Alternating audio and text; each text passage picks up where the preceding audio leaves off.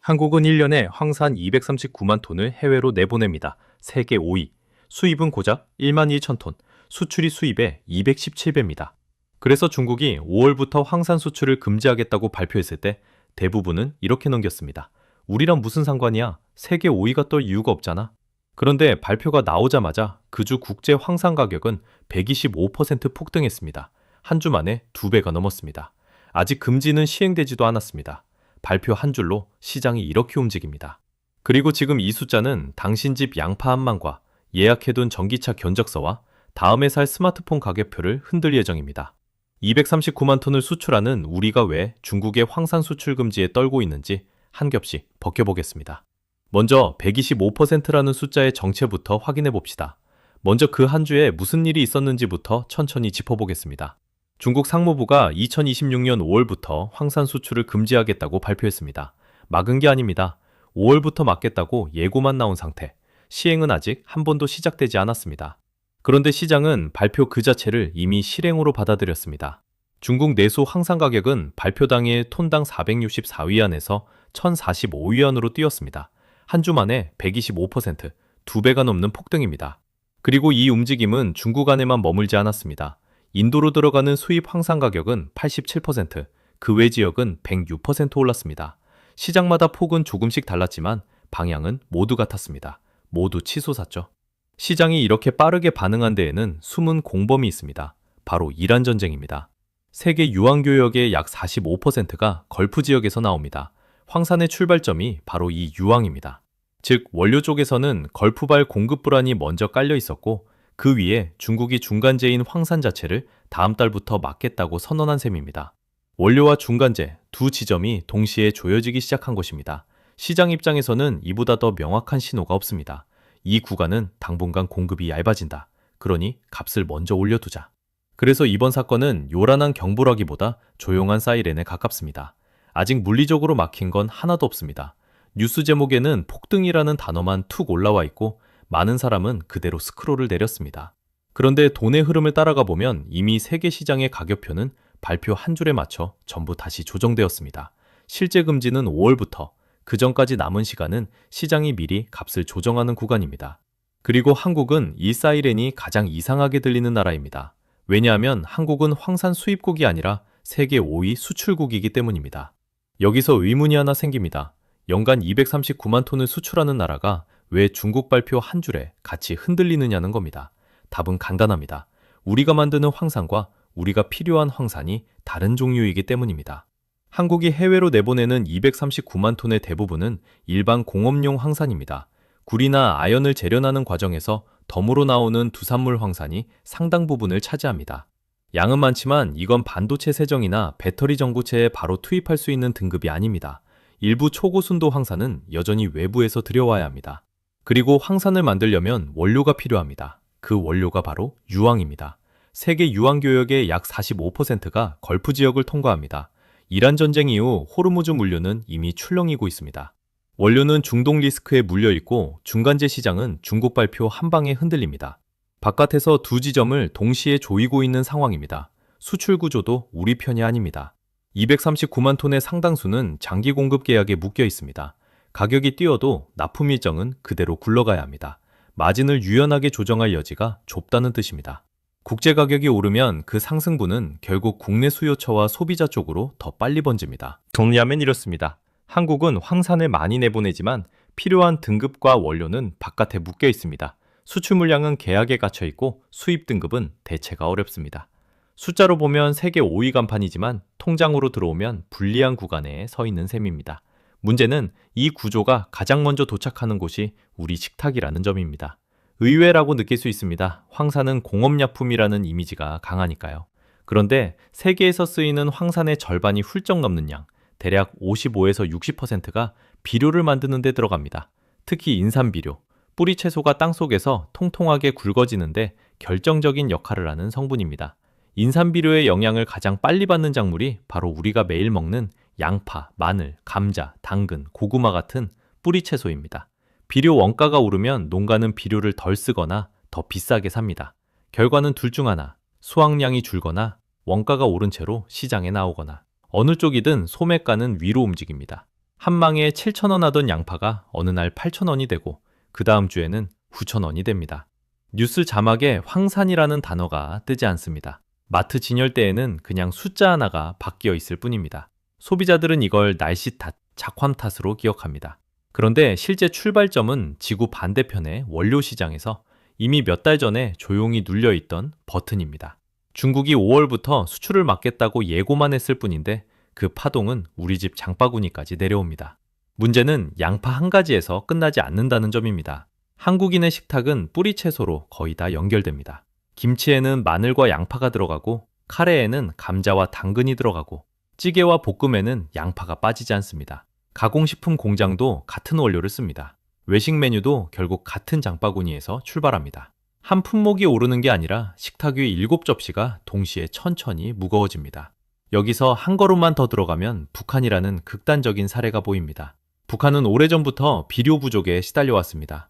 비료가 부족하면 수확이 줄고 수확이 줄면 식량 가격이 툽니다. 고난의 행군이라는 단어가 괜히 나온 게 아닙니다. 비료라는 한 단계가 끊기면 식량이라는 결과가 얼마나 빠르게 흔들리는지를 보여주는 가장 극단적인 버전입니다. 우리는 물론 그 수준의 충격을 받지는 않습니다. 한국은 유통도, 수입도, 대체 조달도 가능한 나라니까요. 다만 결이 같은 원리가 작동합니다. 원료가 흔들리면 비료가 흔들리고 뿌리 채소가 흔들리고 식탁이 흔들립니다. 정도의 차이일 뿐 방향은 같습니다. 그래서 이번 황산 이야기가 어이없게 들리더라도 가볍게 넘기기 어렵습니다. 화학공장 이야기가 아니라 우리 집 밥상 이야기로 도착하기 때문입니다. 그리고 이건 세계의 직격탄 중 첫 번째일 뿐입니다. 두 번째 직격탄은 훨씬 더 민감한 곳을 때립니다. 바로 반도체입니다. 식탁 다음 라인은 반도체입니다. 삼성과 SK의 반도체가 흔들린다는 말이 왜 나오는지 이 지점부터 숫자의 단위가 아주 작아집니다. 반도체 공장에서 쓰는 황산은 우리가 아는 일반 공업용 황산이 아닙니다. 웨이퍼를 수백 번 씻어내는 세정 공정에 들어가는 초고순도 황산은 불순물 관리 단위가 완전히 다릅니다. 처음에는 100만 분의 1을 세는 ppm에서 출발합니다. 공정이 한 단계 더 까다로워지면 단위가 10억 분의 1, ppb로 내려갑니다. 최종적으로는 1조 분의 1, ppt 단위에서 불순물을 통제합니다. 말 그대로 1조 분의 1을 세는 세계입니다. 이 순도를 조금만 놓치면 웨이퍼 표면에 눈에 보이지 않는 흠집이 남고 그 순간 수십만 원짜리 칩 한 장이 통째로 불량으로 빠집니다. 그래서 반도체용 황산은 이름만 황산이지 사실상 다른 물질로 봐야 합니다.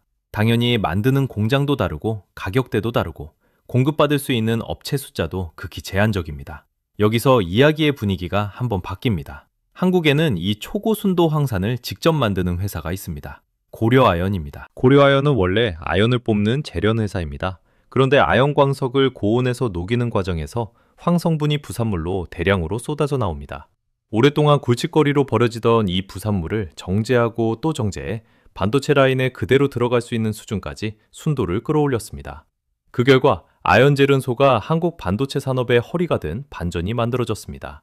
연간 생산량은 약 28만 톤, 국내 반도체용 황산 수요의 약 60%를 이 한 회사가 책임지고 있습니다. 2026년 하반기에는 32만 톤 규모로 증설이 예정돼 있습니다. 그 뒤에는 연 50만 톤까지 늘리는 장기 계획도 공개돼 있습니다.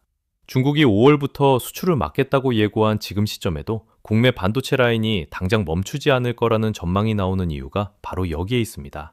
5월 시행이라는 예고에 대비해 이 방어선이 한 발 먼저 깔려 있었던 셈입니다. 같은 뉴스를 듣고도 한국 반도체 쪽에서 비교적 차분한 목소리가 나오는 배경에는 이 숨어있던 재련소 한 곳의 존재가 자리 잡고 있습니다.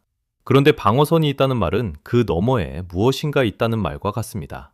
60%를 자급한다는 건 나머지 40%는 여전히 바깥에서 들여와야 한다는 뜻입니다. 일부 특수 등급은 수입 비중이 더 높습니다. 여기에 원료인 유황 가격이 이란 전쟁과 걸프 지역 공급 불안으로 함께 들썩이고 있다는 점을 겹치면 자체 생산이라고 해도 제조 원가는 밀려 올라갑니다. 더 중요한 건 시차입니다. 증설은 착공과 준공 일정이 달력에 박혀 있는 기다란 선입니다. 반면 공급 충격은 어느 날 갑자기 시장에 찍히는 점입니다. 5월 시행을 대비해 방어선을 세워둔다 해도 증설이 끝나기 전에 점이 먼저 찍히면 그 차이만큼의 원가 상승분은 납품 단가와 소매 가격 쪽으로 조금씩 번져나갑니다. 6월 이후가 분기점으로 거론되는 이유도 바로 이 시차 때문입니다. 방어선은 존재합니다. 그러나 완벽한 벽은 아닙니다. 그리고 더 중요한 건 이 방어선 바로 다음 라인에서 벌어지는 일입니다. 반도체 라인을 지나면 다음 줄에는 배터리가 나옵니다. 전기차와 스마트폰의 심장이죠. 배터리 양극재는 니켈과 코발트, 망간을 황산에 녹여 만든 황산염 전구체에서 출발합니다. 금속 덩어리 그대로는 쓸 수 없어서 황산으로 녹여 작게 쪼갠 다음 다시 조합하는 과정이 반드시 필요합니다. 그러니까 황산은 배터리 공정의 뿌리입니다. 뿌리가 흔들리면 위는 다 흔들립니다. 이 라인의 고약한 점은 고리가 단순하고 짧다는 겁니다. 유황에서 황산, 황산에서 전구체, 전구체에서 양극재, 양극재에서 배터리셀. 중간에 비비고 돌릴 우회로가 별로 없습니다. 그래서 원료단에서 생긴 충격이 말단 완성품까지 도착하는 속도가 무섭게 빠릅니다. 식탁은 그래도 한 계절 농사를 건너야 체감되지만 배터리 라인은 분기 단위로 견적서에 꽂힙니다. 숫자로 한번 볼게요. 전기차 한 대 원가에서 배터리가 차지하는 비중은 30에서 40%. 그 배터리 원가 구조 안에서 양극재, 즉 황산염 전구체 비용이 또 절반 가까이 됩니다. 원료 쪽이 5%만 움직여도 출고가가 흔들리는 구조입니다. 문제는 국내 배터리 3사, LG에너지솔루션과 삼성 SDI, SK온이 완성차 업체와 장기 공급 계약으로 묶여 있다는 점입니다. 원가가 뛴다고 한 달 만에 가격을 올릴 수 없습니다. 마진을 깎아버티거나 그게 한계에 닿으면 다음 모델 견적서에서 조용히 반영됩니다. 이게 우리와 무슨 상관일까요? 지금 대리점에서 상담받고 있는 전기차의 실제 출고가가 인도 시점에는 오늘 받아본 숫자와 다를 수 있다는 뜻입니다. 스마트폰은 더 복잡합니다. 칩 공정에 쓰이는 초고순도 황산, 디스플레이 공정의 세정 황산, 그리고 배터리의 황산염 전구체. 한 대 안의 황산 가격이 3번 중첩됩니다. 실제로 업계에서는 일부 스마트폰의 인도 출시 일정이 재조정될 수 있다는 관측이 나옵니다. 확정된 숫자는 아닙니다. 다만 원가 쪽에서 동시에 밀고 올라오는 힘이 출시 스케줄까지 건드리기 시작했다는 얘기가 업계 여기저기서 나오고 있다. 이 정도 온도로 보면 됩니다. 예약해둔 견적서가 다른 숫자로 돌아올 가능성이 바로 여기서 열립니다.